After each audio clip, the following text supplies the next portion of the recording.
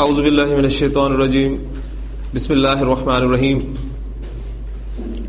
حضرت عبداللہ بن عمر بن العاص رضی اللہ تعالی عنہما فرماتے ہیں کہ اللہ کے رسول صلی اللہ علیہ وسلم نے فرمایا،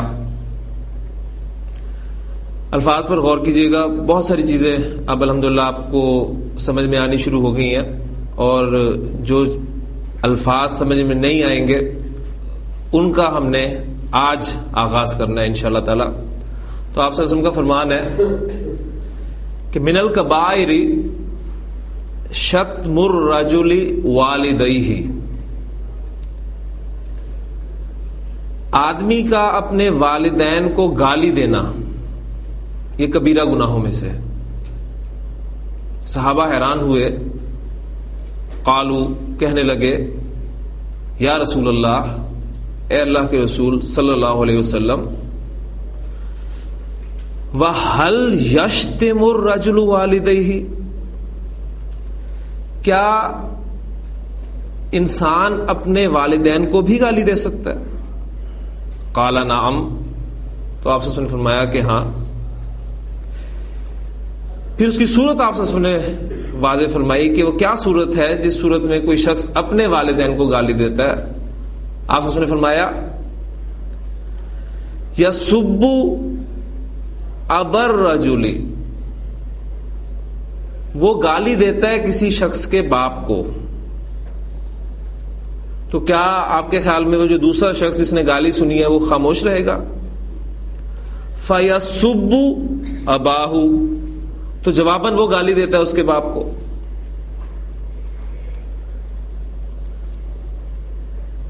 فَيَسُبُّ أُمَّهُ، پھر وہ گالی دیتا ہے اس کی ماں کو۔ فَيَسُبُّ أُمَّهُ، تو وہ بھی جواباً اس کی ماں کو گالی دیتا ہے۔ تو نتیجہ کیا نکلا کہ جب بھی کوئی شخص کسی دوسرے شخص کے ماں باپ کو گالی دیتا ہے اور پھر جواباً وہ اس کے ماں باپ کو گالی دیتا ہے، تو در حقیقت اس شخص کا اپنے والدین کو گالی دینے کے مترادف ہی ہے۔ اور یہ گالی دینا آپ لوگ جانتے ہیں کہ کچھ ایسا ہماری زبان پر، بلکہ ہماری زبان کا محاورہ ہی آپ کہہ لیں کہ بن چکا ہے کہ گالی کے بغیر کوئی بات بھی ہم لوگ نہیں کرتے، یہاں تک کہ کسی شخص کو کیا، کوئی شخص کسی گاڑی کو گالی دے رہا ہوتا ہے، کوئی شخص کسی ریڑھی کو گالی دے رہا ہوتا ہے، کوئی شخص بجلی کو گالی دے رہا ہوتا ہے۔ تو یہ وہ چیزیں ہیں، نبی اکرم صلی اللہ علیہ وسلم کا فرمان اس اعتبار سے کہ والدین کو گالی دینا، اپنے والدین کو گالی دینا در حقیقت کبیرہ گناہوں میں سے ہے۔ اس حدیث میں جو الفاظ آپ کے سامنے آئے ہیں، یسبو، میں نے 4 مرتبہ اس لفظ کو بولا ہے، یہ انشاءاللہ تعالی ٹاپک ہے جو ہم آج پڑھیں گے۔ آج ہم اپنے غیر صحیح فعل کی دوسری قسم اس کو پڑھنے لگے، اور اس قسم کا تعلق کسی فعل کے حروف مادہ میں حرف کی ریپیٹیشن کے ساتھ ہے۔ اور ریپیٹیشن سے مراد کیا ہے؟ حرف فعل کے حروف مادہ میں 2 جگہ پر آ جائے۔ غیر صحیح فعل میں آج ہم دوسری قسم پڑھنے لگے ہیں۔ فعل کے حروف مادہ میں حرف کی تکرار ہو جائے تو اس غیر صحیح فعل کو کہتے کیا ہیں، اس کا نام آج میں پہلے لکھوں گا آپ کے سامنے۔ اس کو گرامر کی اصطلاح میں مضاعف کہتے ہیں۔ ایک آپ نے مرکب اضافی میں مضاف پڑھا تھا، یہ وہ نہیں ہے، ذہن میں رکھیے گا، وہ مضاف تھا سمپل، اس میں عین نہیں تھا، اس میں مضاعف، یعنی مضاعف وہ غیر صحیح فعل ہے جس کے حروف مادہ میں آپ کو ایک حرف 2 مرتبہ مل جائے۔ اچھا، اب کسی بھی کلمہ کے حروف مادہ کے اعتبار سے، یعنی کسی کلمہ میں آپ کہہ لیں ایک حرف کے 2 مرتبہ آنے کی مختلف سچویشنز ہو سکتی ہیں۔ مثلا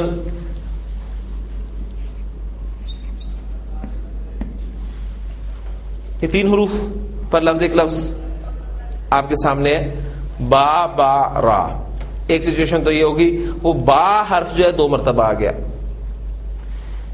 ایک صورت یہ ہو سکتی ہے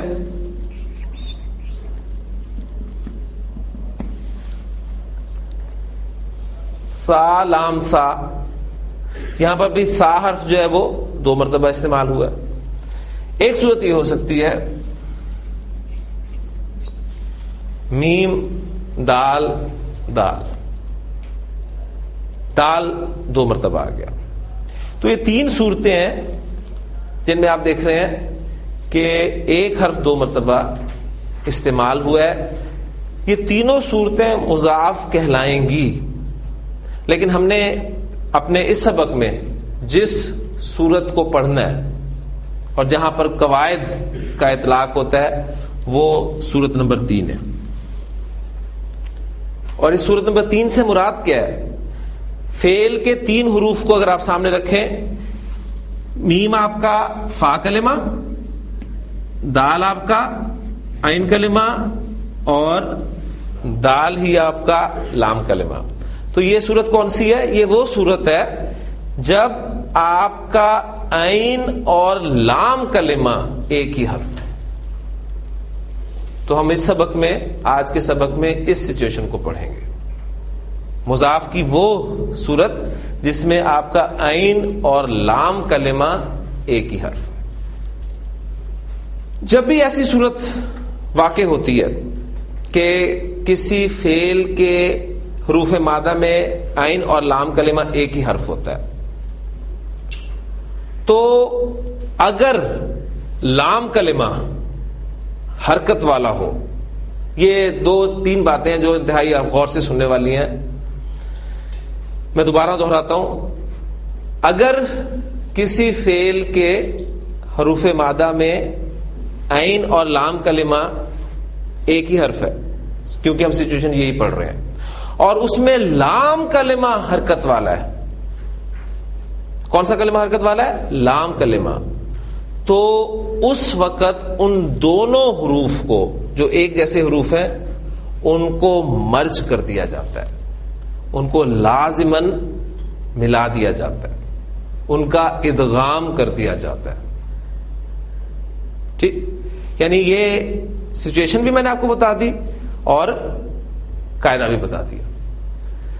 عین اور لام کلمہ وہ ایک ہی حرف ہے, اور لام کلمہ پر حرکت ہے. لام کلمہ پر حرکت ہوگی تو ان دونوں عین اور لام کلمہ پر آنے والے حروف کو مرج کر دیا جائے گا, ان کو ملا دیا جائے گا. مثلا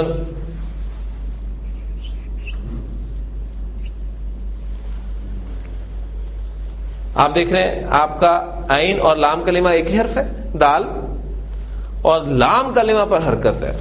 تو اس صورت میں دونوں دال کو مرج کر دیں گے, ایک دال لکھیں گے, اور اس پر شد آئے گی, اور اس کی شکل بنے گی اس طرح, مدہ. کلیئر ہوگی بات؟ یعنی آپ کا لام کلمہ اگر حرکت والا ہے تو ان دونوں حروف کو مرج کر دیا جائے گا. جو مرضی حرکت ہو. اچھا, اگر لام کلمہ حرکت والا نہیں ہے, وہ ساکن ہے, تو پھر ان دونوں حروف کو مرج نہیں کیا جائے گا. 2 باتیں صرف میں نے آپ کے سامنے کی ہیں. ایگزامپلز ابھی میں آپ کو دیتا ہوں, گردانے سامنے رکھیں گے تو آپ خود مجھے بتائیں گے کہ کہاں پر سچویشن واقع ہو رہی ہے اور کہاں پر سچویشن واقع نہیں ہو رہی. ٹھیک, لام کلمہ آپ کا حرکت والا ہے تو مرج کر دیا جائے گا. اگر لام کلمہ حرکت والا نہیں ہے تو مرج نہیں کیا جائے گا.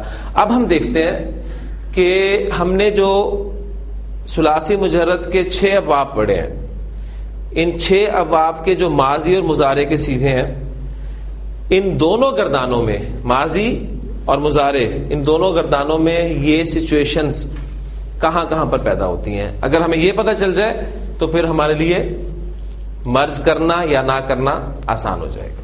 پہلی بات تو یہ نوٹ کریں کہ یہ مضاف جو ہے یہ ثلاثی مجرد کے جو ہم نے 6 ابواب پڑھے ہیں ان میں باب نصرہ،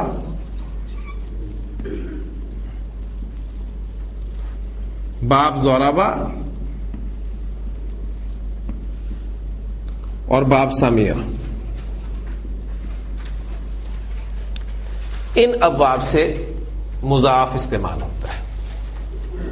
آپ کو ایگزامپلز جو ملیں گی وہ ان 3 ابواب کی ہی ملیں گی. آج ہم جو ایگزامپلز کریں گے وہ ان 3 ابواب کی کریں گے، اور ان 3 ابواب میں سے باب نصرہ سے زیادہ افعال استعمال ہوتے ہیں. تو میں آپ کے سامنے باب نصرہ سے ایگزامپلز رکھوں گا زیادہ، اور باب ضربہ اور سمیہ کی بھی ایک ایک ایگزامپل دے کر ہم اس چیز کو انشاءاللہ تعالی سمجھیں گے. اب میں آپ کے سامنے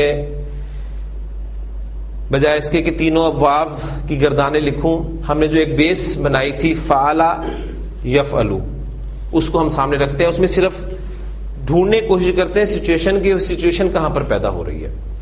آپ ذرا غور کریں، جو ہمارا پہلا صیغہ تھا فعل،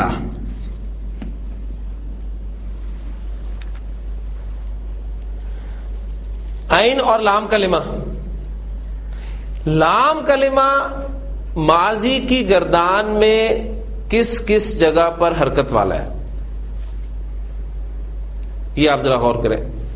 پہلا صیغہ فعل حرکت والا ہے، دوسرا صیغہ فعل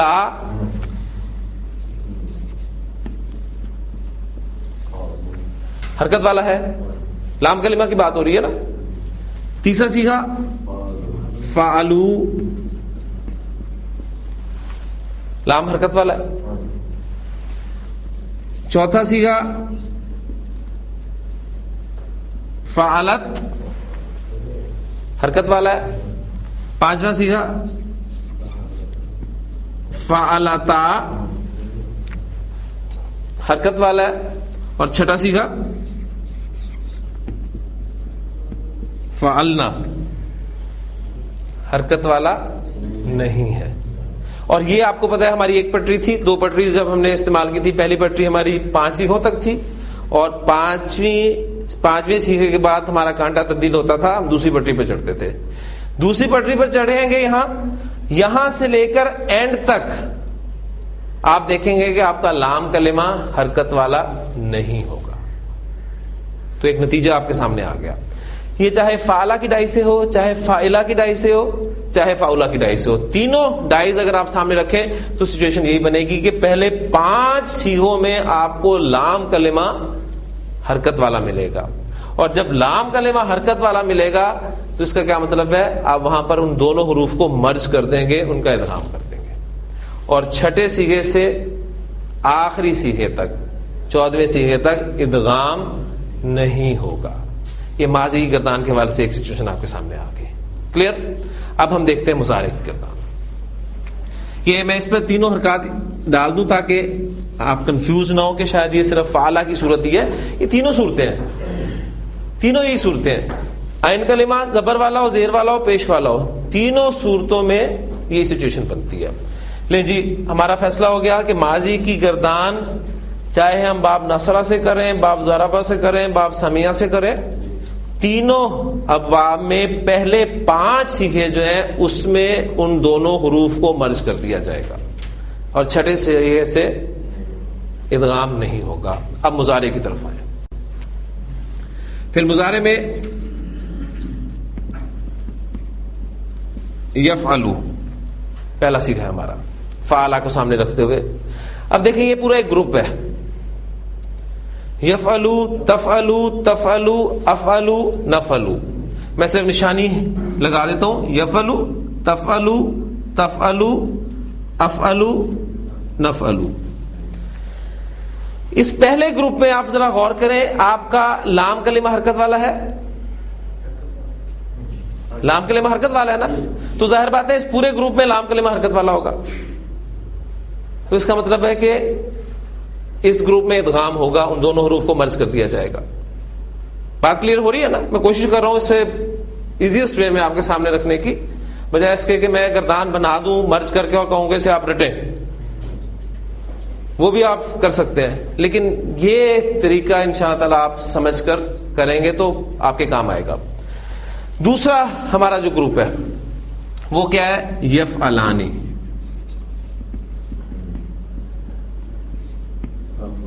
یفعلانی، تفعلانی، تفعلانی، تفعلانی. اس میں بتائیں آپ کا لام کلمہ حرکت والا ہے، تو اس کا مطلب ہے یہاں ہے تو اس پورے گروپ میں ہے، اور ان صیغوں میں بھی ان دونوں حروف کو مرج کیا جائے گا. آگے چلیں.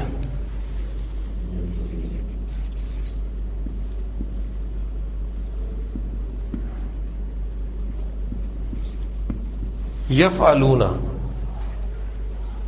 یفعلون، ہاں جی، اس کے ساتھ ہی ہم لکھ دیتے تھے یفعلنا، تفعلون،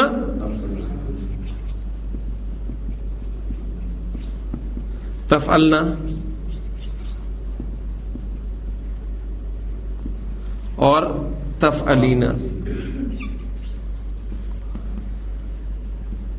اسی کے سارے میں نے اس لیے لکھ دیے تاکہ آپ کو پریشانی نہ ہو. وہ تو ایک ہی ردم پر تھے تو یاد ہو گئے. اس میں بھی اگر دیکھیں تو یفعلون اور تفعلون ایک جیسے ہیں، اور یفعلنا اور تفعلنا ایک جیسے ہیں. صرف ایک صیغہ بچتا ہے واحد مؤنث حاضر کا جو ایک الگ طرز پر ہی ہے.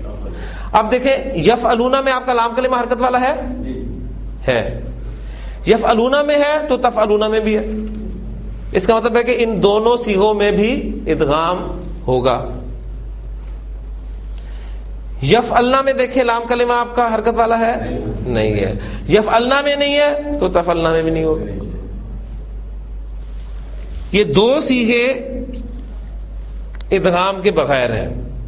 اب آخری صیغوں کو دیکھ لیں. تفعلینا لام کلمہ حرکت والا ہے، تو اس کا مطلب ہے یہاں پر بھی ادغام ہوگا. نتیجہ کیا نکلا؟ نتیجہ یہ نکلا کہ مضارع کی گردان آپ باب ناصرہ سے کریں گے، باب ضربہ سے کریں گے، باب سمیہ سے کریں گے. کسی باب سے بھی آپ فعل مضارع کی گردان کریں گے تو فعل مضارع کی ساری گردان میں ان دونوں حروف کو مرج کر دیا جائے گا سوائے دو صیغوں کے. اور یہ دو صیغے کون سے ہیں؟ یہ دو صیغے جمع مؤنث کے دو صیغے. اس اعتبار سے بھی آپ یاد رکھ سکتے ہیں کہ جمع مؤنث کے دو صیغوں کے علاوہ پوری گردان میں ادغام ہوگا، مرج کیا جائے گا. کلیئر؟ اب یفعلو ہے، یفعلو سے بھی سیم سچویشن، یفعلو سے بھی سیم سچویشن. تو بات یہاں تک کلیئر ہوگی جی؟ الحمدللہ.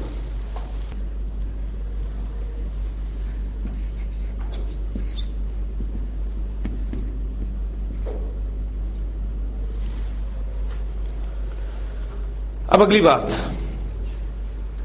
ادغام کی جو آئیڈیل سچویشن ہوتی ہے. ادغام کہتے کسے ہیں؟ ادغام کے معنی ہوتے ہیں ملانا، جوڑ دینا، اس میں مرج کر دینا. یہ مرج کا لفظ جو ہے انگریزی کا، یہ زیادہ اس بات کو کلیئر کر دیتا ہے کہ ان دونوں حروف کو آپ مرج کرتے. اچھا، اب جو آئیڈیل سچویشن ہے ادغام کی وہ بھی نوٹ کر لیں. وہ یہ ہے کہ آپ کا لام کلمہ جو ہے یہ تو متحرک ہے ہی ہے، یہ حرکت والا ہوگا تو ادغام ہوگا، یہ حرکت والا نہیں ہے تو ادغام نہیں ہوگا. یہاں تک تو کلیئر ہو گئی. آئیڈیل سچویشن یہ ہے کہ اس سے پہلے والا حرف جو ہے وہ ساکن ہونا چاہیے، اس سے پہلے والا حرف ساکن ہونا چاہیے. اب مجھے ذرا دیکھ کے بتائیے کہ لام کلمہ سے پہلے والا حرف یہاں پر ساکن ہے؟ نہیں ہے. یہاں نہیں ہے تو ماضی کے پہلے پانچوں صیغوں میں نہیں ہوگا. مضارع میں دیکھیں، لام کلمہ سے پہلے والا حرف ساکن ہے؟ نہیں ہے، کہیں بھی نہیں ہوگا. اب کیا کریں؟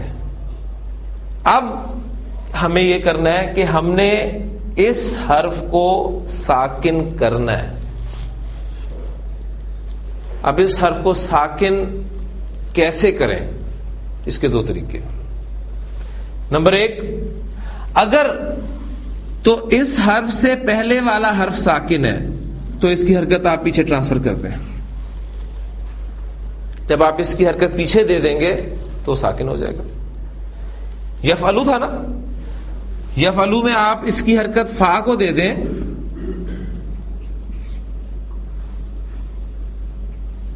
تو یہ ساکن ہو گیا. ایسے ہی ہے نا، ساکن ہو گیا. لیکن ہم نے اس کی حرکت پیچھے ٹرانسفر کب کی؟ جب پیچھے والا ساکن تھا تو ٹرانسفر کر دی ہم نے. لیکن اگر پیچھے والے کے پاس بھی کوئی حرکت ہو تو اب کیا کریں گے؟ یعنی بالکل اس کو اس طریقے سمجھ لیں کہ 3 دوست سفر پر جا رہے ہیں اور 3 دوستوں میں سے پہلی سچویشن آپ کے سامنے رکھتا ہوں. 2 دوستوں کے پاس بیگز ہیں. پہلے کے پاس ہے، دوسرے کے پاس نہیں ہے، تیسرے کے پاس ہے. یہ تو آئیڈیل سچویشن ہے ہماری مرج کی جو میں نے آپ کو بتائی ہے. لیکن سچویشن اب یہ بن رہی ہے کہ پہلے کے پاس بیگ نہیں ہے، دوسرے کے پاس ہے اور تیسرے کے پاس ہے. اب دوسرا اپنا بوجھ ہلکا کرنا چاہتا ہے تو کیا کرے گا؟ وہ اپنا بیگ پہلے کو دے دے گا تو اس کا بوجھ ہلکا ہو گیا. لیکن اگر پہلے والے کے پاس بھی بیگ ہو تو وہ 2 بیگ نہیں اٹھا سکتا. اس کا پھر حل یہ کرنا پڑے گا کہ اس کو بیگ کو، دوسرے والے کو بیگ اپنا وہیں پر چھوڑنا پڑے گا. اور اس سے کیا مراد ہے؟ ہم اس کو زبردستی ساکن کر دیں گے. اگر تو پیچھے ٹرانسفر حرکت ہو سکتی ہے تو ہم حرکت پیچھے ٹرانسفر کریں گے. اگر پیچھے حرکت ٹرانسفر نہ ہو سکے، پہلے سے اس کے پاس سامان ہو، تو ہم اس کو زبردستی ساکن کر دیں گے. وہاں پہ پھر حرکت ٹرانسفر نہیں ہوگی. اب یہ چند باتیں. اب اس کے بعد میں آپ کے سامنے رکھتا ہوں، مادے رکھتا ہوں، ایگزامپل دیتا ہوں قرآن مجید سے. وہی حدیث جو میں نے آپ کے سامنے شروع میں بیان کیا ہے وہ یہاں پر بورڈ پر رکھتا ہوں. گرامیٹیکلی وہ ساری آپ کے سامنے آ جائے گی. میم دال دال مادہ بریکٹ میں نون لکھا ہوا ہے تو کیا معنی ہے اس کے؟ باب ناصرہ ینصرو سے استعمال ہوتا ہے. میم دال دال مادے کو باب ناصرہ ینصرو سے استعمال کریں تو نارمل پہلے آپ نے گردان بنانی ہے. یہ بنے گا مددا یمددو، مددا یمددو. اب یہ ہمیں پتہ چل چکا ہے کہ ماضی کے 5 صیغوں میں ہم نے دونوں دالوں کو مرج کر دینا ہے اور مضارع کی گردان کے تمام صیغوں میں دونوں دال کو مرج کرنا ہے سوائے 2 صیغوں کے جمع مؤنث کے. میں صرف ایک گردان آپ کو کراؤں گا، باقی پھر انشاءاللہ تعالی ہم صرف پہلا ماضی کا صیغہ اور پہلا ہی مضارع کا صیغہ کر کے اپنا کام جو ہے وہ چلائیں گے. دیکھیں اس میں اب وہ سچویشن واقع ہو رہی ہے کہ ہمارا جو پہلا والا حرف ہے وہ ساکن نہیں ہے. ہم نے اس کو ساکن کرنا ہے. اس کو ساکن ہم کرتے، اگر پیچھے والا ساکن ہوتا تو اس کی حرکت پیچھے دے دیتے. ایسی صورت حال نہیں ہے تو اس کو ہم زبردستی ساکن کر دیں گے. اور زبردستی ساکن کر دیں گے تو یہ آپ کا بن گیا مددا، اور پھر ہم اس کو لکھیں گے مددا. اگر یہ ساکن کرنے والا آپ کے ذہن میں نہ بھی رہے تو سمپلی آپ 5 صیغوں میں ان دونوں دالوں کو مرج کر دیں. تو پہلا صیغہ بن گیا مددا، دوسرا مددا. ہر صیغے پہ میں بات نہیں کروں گا، پہلا بنانے کی ہمیں دیر ہوتی ہے، اگلے 5 صیغے آپ بنائیں. مددا مددا مدو مدت مدتا، یہ 5 صیغے ہیں جس میں مرج ہو گیا. اور چھٹے صیغے میں آپ کے سامنے جو چھٹا صیغہ آتا ہے وہ آتا ہے مددنا. یہاں پر ہمارا لام کلمہ ساکن ہے، ادغام ہوگا ہی نہیں، لہٰذا یہ صیغہ ایسے ہی استعمال ہوگا اور آخر تک یہی چلے گا. مددنا مددتا مددتما مددتم مددتی مددتما مددتنا مددتو مددنا. تو ماضی کی پوری گردان اس طریقے سے چلے گی. مضارع پر آئے. یمددو پوری گردان میں مرج ہوں گے سوائے دو سیغوں کے. حرکت پیچھے ٹرانسفر ہو جائے گی. جب پیچھے ٹرانسفر ہوئی پیش میں نے میم کو دے دیا اور دال کو ساکن کر دیا تو یہ آپ کا بن گیا یمددو. اور پھر اس کو ہم لکھیں گے یمدو. اب دیکھیں ہوا کیا اصل میں, اگر آپ تھوڑی سی اس کی سائنس کی طرف آئیں تو مدد یمددو یہ آپ کی زبان پہ کتنے بھاری الفاظ ہیں. مدد یمددو یعنی یمددو تمددو تمددو امددو نمددو, اس طرح آپ کرتے رہے. اب وہ جو بھاری پن پیدا ہوا تھا اس کو عرب نے کیسے دور کیا؟ اس کو ان قواعد کے ذریعے دور کر دیا. مددہ کی بجائے اس نے کہہ دیا مدہ, زبان سے ایسے ادا ہو گیا. اور یمددو کی جگہ اس نے کہہ دیا یمدو. مدہ یمدو ایزی ہو گیا نا, مدہ یمدو. اب یمدو سے آپ گردان کریں گے, پہلا سیغہ آپ کو مل گیا یمدو تمدو تمدو امدو نمدو. پہلا بتانے کی ضرورت ہے نا آپ کو. یمدو تمدو تمدو امدو نمدو. یمدانی تمدانی تمدانی تمدانی. یمدون اور اگلا سیغہ جو اس میں مرج نہیں ہوگا یمددنا. تمدونا تمددنا اور آخری تمدینا. یہ طریقہ کار ہوگا ہمارا. اب اس ورڈ پہ یہ جو آپ نے پوچھا تھا ٹرانسفر والی بات توجہ کیجیے گا. دیکھیں یہ میں نے اب آپ کے سامنے رکھی ہے. پہلی بات تو یہ کہ ہم نے ان دونوں حروف کو مرج کرنا ہے یا نہیں کرنا, اس کا فیصلہ ہم نے کرنا ہے. اس کا انحصار ہم کریں گے لام کلمہ پر. لام کلمہ حرکت والا ہے تو مرج ہوگا, لام کلمہ حرکت والا نہیں ہے تو مرج نہیں ہوگا. مرج کی آئیڈیل سچویشن کیا ہوتی ہے کہ لام کلمہ سے پہلے جو کلمہ ہے وہ ساکن ہونا چاہیے. ٹھیک ہے, وہ ساکن ہونا چاہیے. اب وہ ساکن اگر نہیں ہے تو ہم نے اسے ساکن کرنا ہے. اس کو ساکن کرنے کے دو طریقے ہیں. اگر تو پیچھے والا ساکن ہے تو اس کی حرکت پیچھے ٹرانسفر کر دیں, اور اگر پیچھے والا ساکن نہیں ہے تو زبردستی اس کی حرکت ہٹا دیں. یہ بس کام ہے ہم نے کرنا. تو مدہ یا مدو, مدہ یا مدو. اب میں چونکہ ایگزامپلس کی طرف آتا ہوں, قرآن مجید کے ایگزامپلس آئیں گے تو پھر آپ کو ان قواعد کی اہمیت کا احساس ہوگا, ورنہ آپ شاید سمجھ رہے ہوں گے کہ خام خواہ ہمیں کیا ضرورت ہے یہ مدہ یا مدو کرنے کی, مرج کرنے کی. کیوں ہم کر رہے ہیں؟ قرآن مجید میں کثرت سے یہ فعل مضاف استعمال ہوا ہے. ابھی آپ کو اس کی ایگزامپل میں دیتا ہوں. دال عین, عین مادہ ہے میرے پاس, باب ناصرہ آئی ہے کیونکہ میں نے آپ کو بتایا کہ باب ناصرہ سے کثرت سے استعمال ہوتا ہے. باب ناصرہ سے کثرت سے استعمال ہوگا. دال عین عین. ہاں جی, نارمل ماضی مضارع کیا بنے گا اس کا؟ دعا. اب دیکھیں میں آپ سے کہوں کہ اس کی گردان مجھے کر کے دکھائیں دعا کی, تو آپ کو لگ پتہ جائے گا اسی پیٹرن پہ. ٹھیک ہے. اور مضارع یدعو, دعا یدعو.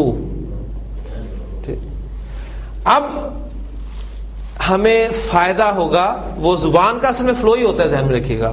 اس فلو کو برقرار رکھنے کے لیے ہر زبان والا کچھ نہ کچھ تبدیلیاں لے کر آتا ہے. یہ وہی تبدیلیاں. ماضی کے پہلے 5 سیغوں میں دونوں عین مرج ہو جائیں گے. کیا بن جائے گا سیغہ؟ دعا. ٹھیک ہے. اب گردان میں آپ سے نہیں کرواؤں گا, بس آپ کو یہ پتا ہونا چاہیے کہ پہلے 5 سیغوں میں مرج ہونے ہیں. مضارع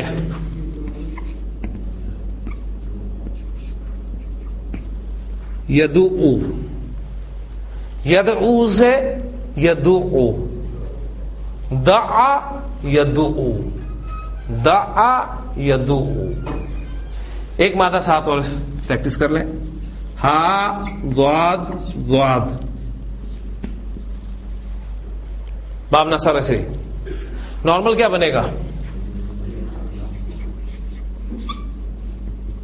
حاضا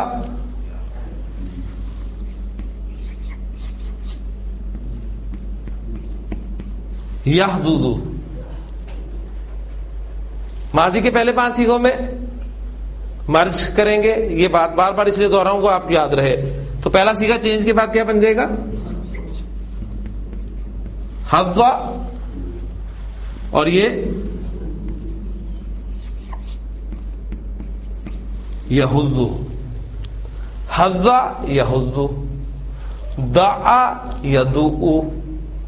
اسی طرح اگر میں آپ کو اور بھی الفاظ دوں تو انشاءاللہ تعالیٰ بنا لیں گے. آپ کوئی پہلا صیغہ بنانا آپ کے لیے کوئی مشکل نہیں ہوگا. باقی گردان میں سے لازمی نہیں ہے کہ پورے کے پورے 14 کے 14 صیغے قرآن مجید میں استعمال ہو سکتا ہے شاید ایک آدھا صیغہ استعمال ہوا ہو, پاسبلٹی ہے. ہو سکتا ہے کوئی صیغہ استعمال نہ ہوا ہو, ماضی کا مضارع میں سے ایک صیغہ استعمال ہو گیا ہو, تو کوئی بھی سچویشن ہو سکتی ہے. اب دیکھیں دعا یدعو کے معنی ہوتے ہیں دھکا دینا. ٹھیک, دھکا دینا. تو وہ دھکا دیتا ہے, اس کی عربی کیا ہوگی؟ دعا اس نے دھکا دیا, یدعو وہ دھکا دیتا ہے.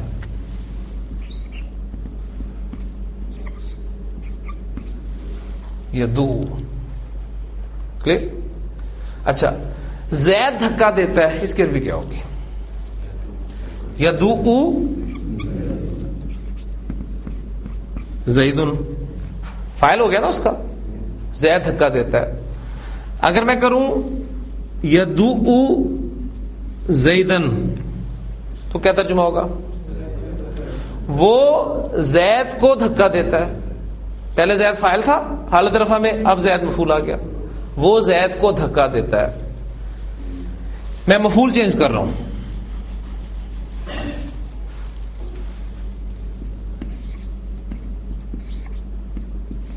یدعو الولد, وہ لڑکے کو دھکا دیتا ہے.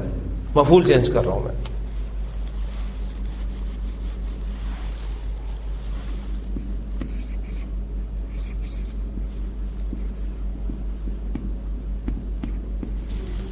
یدعو الیتیم,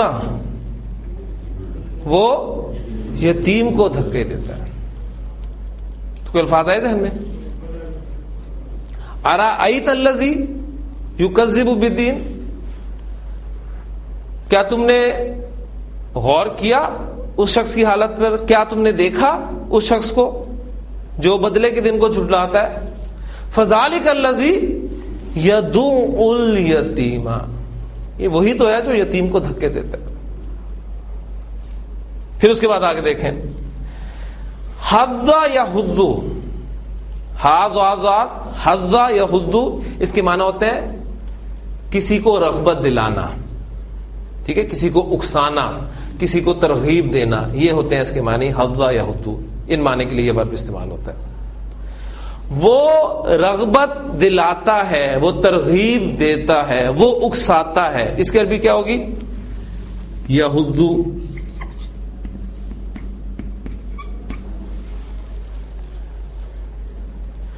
وہ نہیں اکساتا, لا یحض.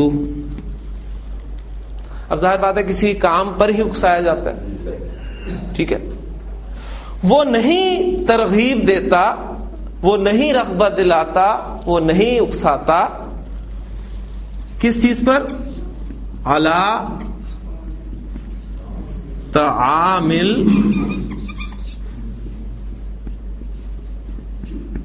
مسکین, مسکین کے کھانے پر, یعنی مسکین کو کھلانے پر.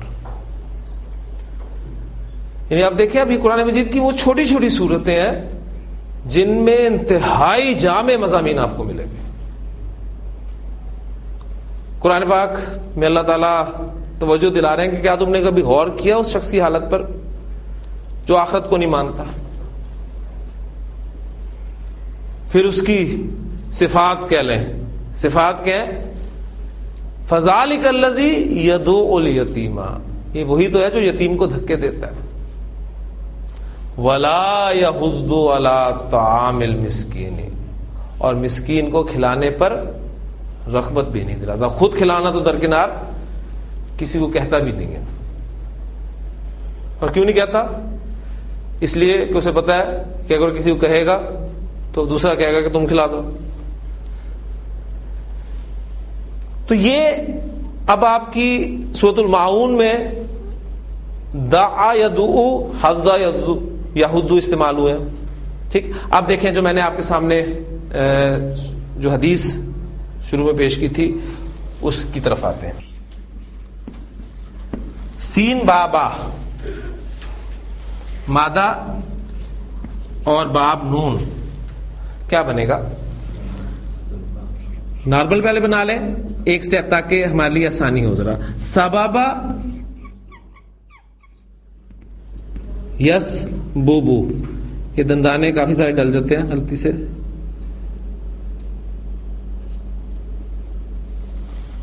سبابا یس بوبو، اب یس بوبو سے گردان کریں آپ دیکھیں بڑی مشکل ہے، لہذا اب وہ مرج کے قواعد اپلائی ہوں گے اور سبابا کیا بن جائے گا آپ کا؟ سبا، زبان پہ آسانی سے ادا ہو گیا. یس بوبو کیا بن گیا؟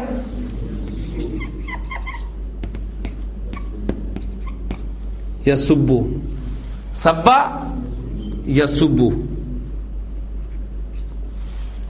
سبا یا سبو کے معنی ہوتے ہیں گالی دینا. سبا یا سبو گالی دینا. اچھا، حدیث میں نے آپ کو کیا سنائی تھی؟ نبی صلی اللہ علیہ وسلم نے فرمایا کہ من الکبائر، کبیرہ گناہوں میں سے ہے، من الکبائر شتم الرجل، آدمی کا گالی دینا والدیہ، اپنے والدین کو. اس پہ صحابہ نے حیران ہو کے پوچھا تھا کہ یا رسول اللہ صلی اللہ علیہ وسلم وَهَلْ يَشْتِمُ الرَّجُلُ وَالِدَيْهِ، کیا آدمی اپنے ماں باپ کو بھی گالی دیتا ہے؟ تو آپ نے فرمایا تھا کہ ہاں، اور اس کی صورت آپ نے بتائی. صورت کیا تھی؟ یسبو، وہ گالی دیتا ہے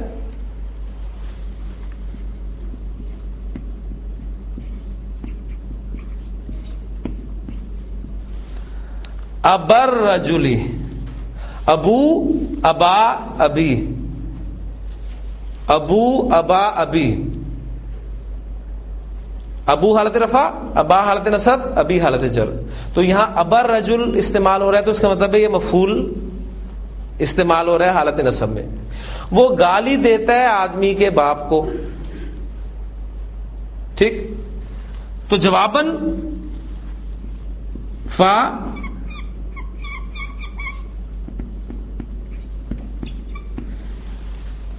یا سبو، فا یا سبو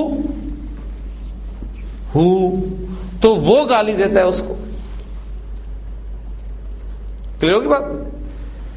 وہ آدمی کے باپ کو گالی دیتا ہے تو جواباً وہ اس کے باپ اس کو گالی دیتا ہے. ٹھیک، اسی طرح یسبو امہ، وہی الفاظ سامنے رکھیں.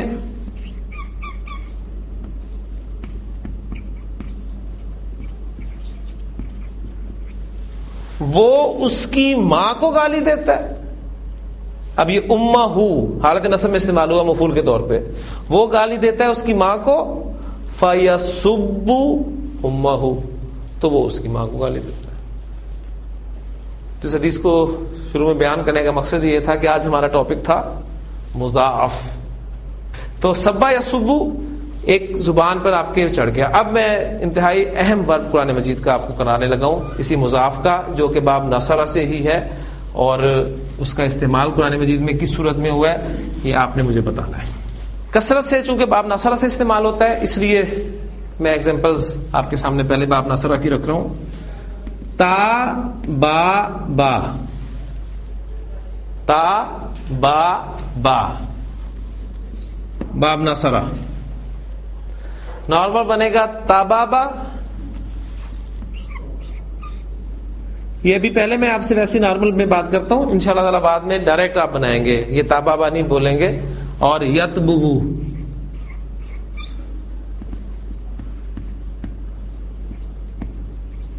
تبابا یتببو، تو کیا بن جائے گا یہ چینجز کے بعد؟ تبا یتبو، تبا یتبو، تبا یتبو۔ تبا یتبو کے معنی ہوتے ہیں ہلاک ہونا، اس کے بنیادی معنی ہوتے ہیں ہلاک ہونا۔ اچھا جی، وہ ہلاک ہو گیا، اس کے عربی کیا ہو گیا؟ وہ ہلاک ہو گیا تبا، ٹھیک۔ پھر عربی زبان میں یہی فعل ایک خاص محاورے میں بھی استعمال ہوتا ہے۔ عربی زبان میں کہا جاتا ہے، میں بلکہ الفاظ ہی لکھ دیتا ہوں، تبا سے ذرا گردان کریں، تبا تبا، تبو تبت، تبت۔ اب الفاظ یاد ہے کہاں پر استعمال ہوئیں گے؟ سورۃ اللہب میں تبت، اور الفاظ وہ کیا ہیں؟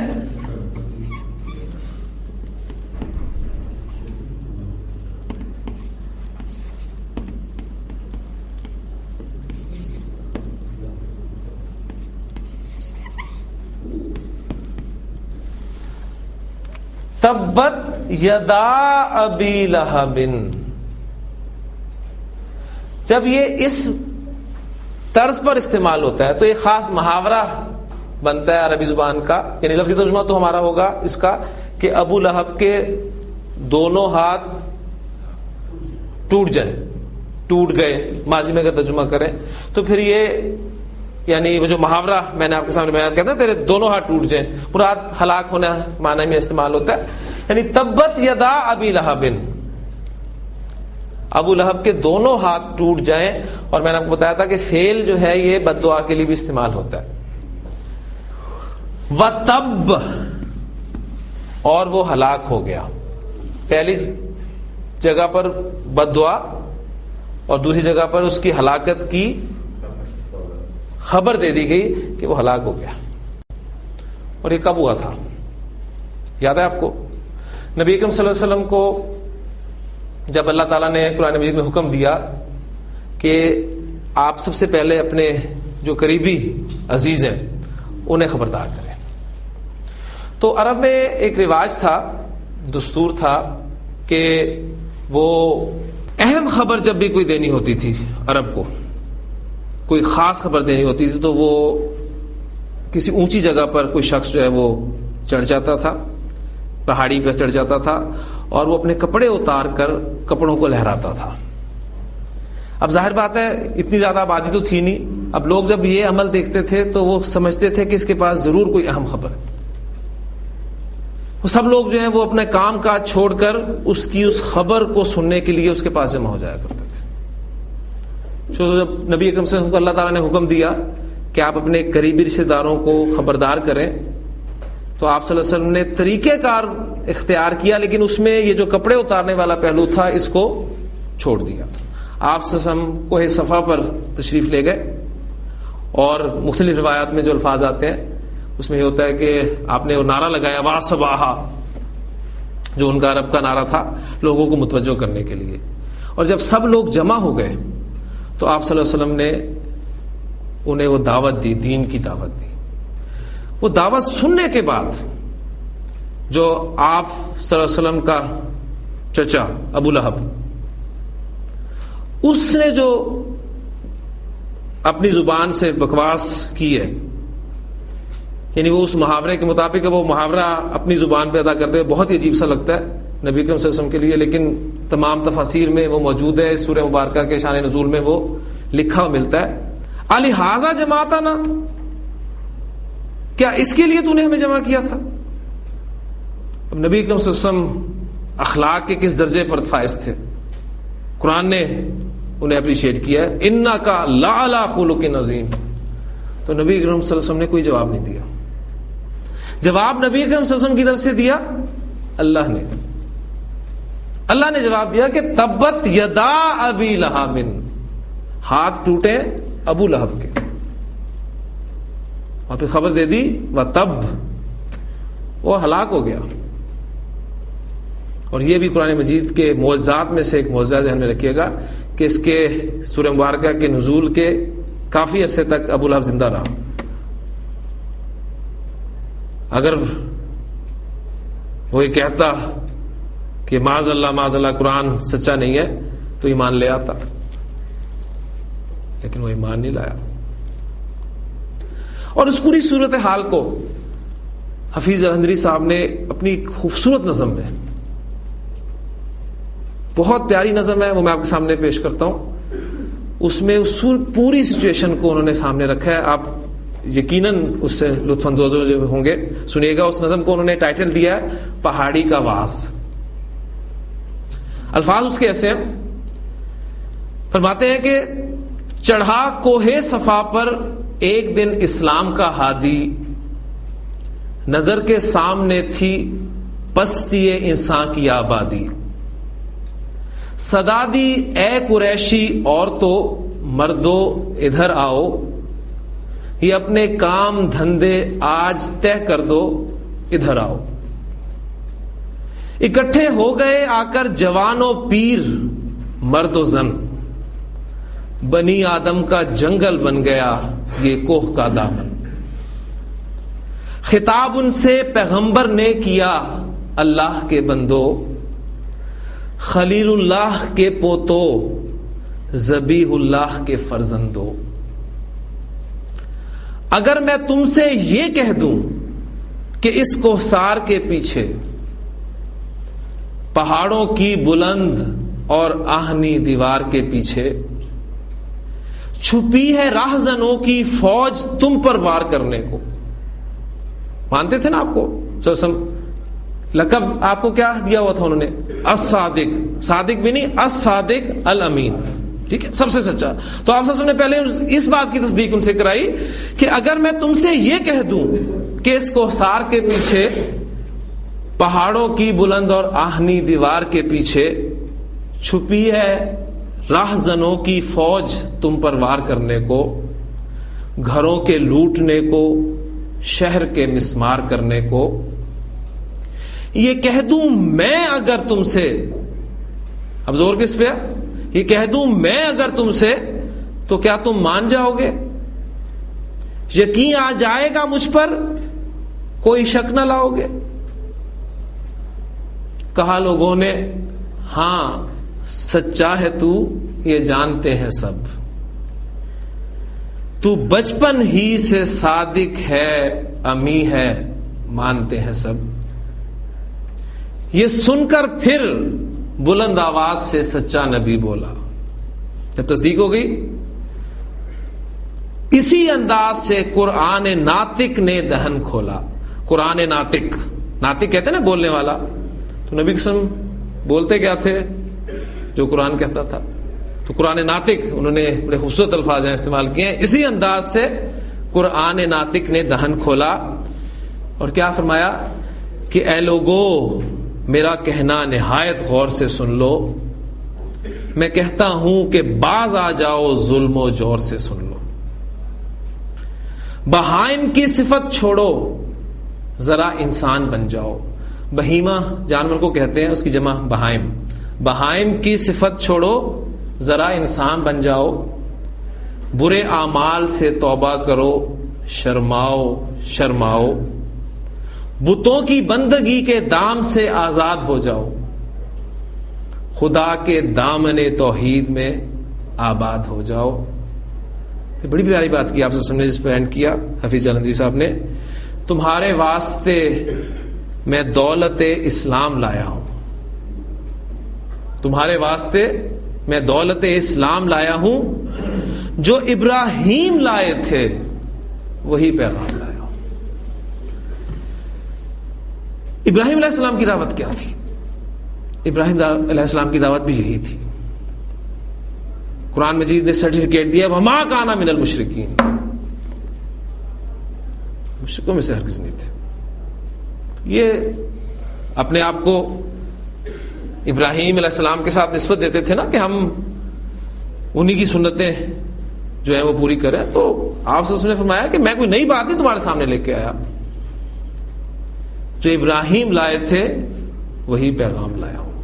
تو بڑی خوبصورت آپ کے سامنے ایک پکچر سی آئی ہے اور بڑے دلچسپ انداز میں انہوں نے اس سارے واقعے کو جو ہے وہ پیش کیا، اور باقی تفصیل میں نے آپ کو اس کی دے دی کہ کیا ہوا، ابو لہب نے جو الفاظ کہے، پھر اس کے جواب میں قرآن مجید کی طرف سے یہ سورۃ اللہب جو ہے اللہ تعالیٰ نے نازل فرمائی، اور اس میں خبر بھی دے دی کہ ابو لہب ہلاک ہو گیا، اور اس کی موت جس برے انداز سے ہوئی ہے یہ آپ کے علم میں ہوگا۔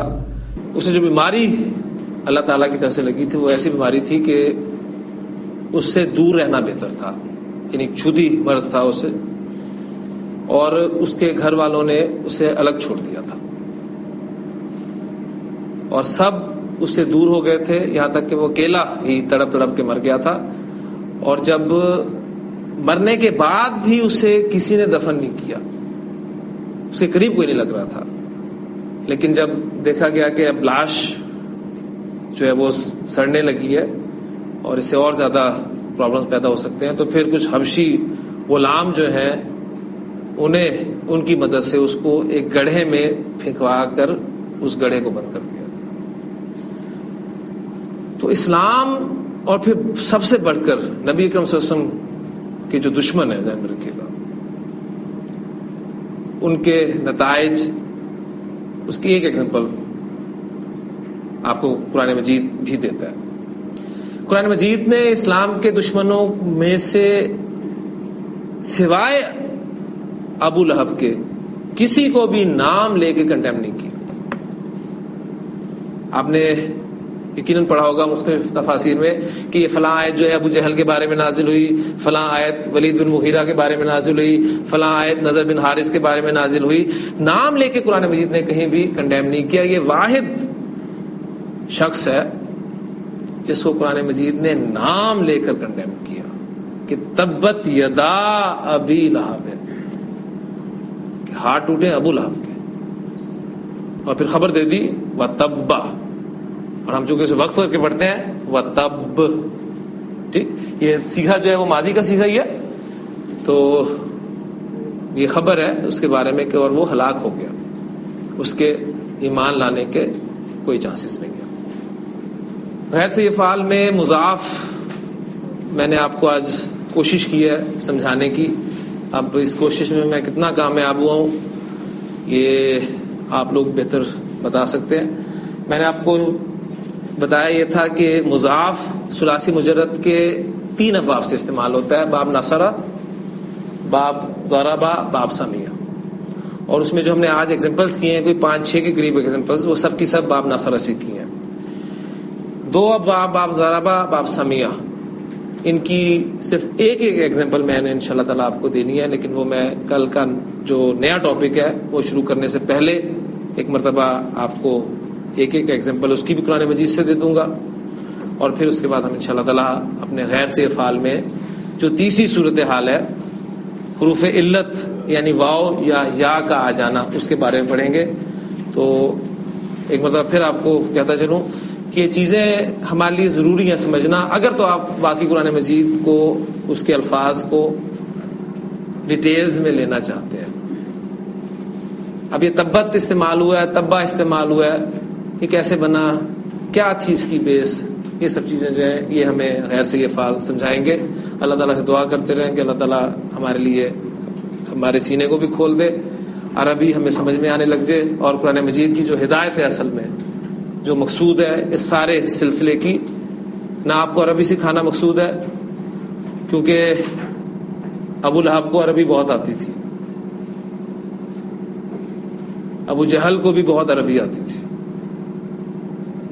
تو عربی اصل نہیں ہے، اصل وہ ہدایت ہے، اور ہمارے لیے وہ ہدایت چونکہ عربی زبان میں ہے اس لیے ہم اس زبان کو سیکھ رہے ہیں۔ تو میں یہ کبھی نہیں چاہوں گا کہ آپ کو عربی آ جائے اور وہ جو اصل مقصد ہے ہدایت کا وہ ہمارا وہ رہ جائے۔ تو اللہ تعالیٰ سے ہمیشہ دعا مانگا کریں ہدایت کی۔ وہ جو دعا میں نے کل بھی آپ کو سکھائی تھی کہ اللہم انی اسألک الہدی والتقی والعفاف والغنی سبحانک اللہم وبحمدک نشہد ان لا الہ الا انت نستغفرک ونتوب الیک۔ شکریہ۔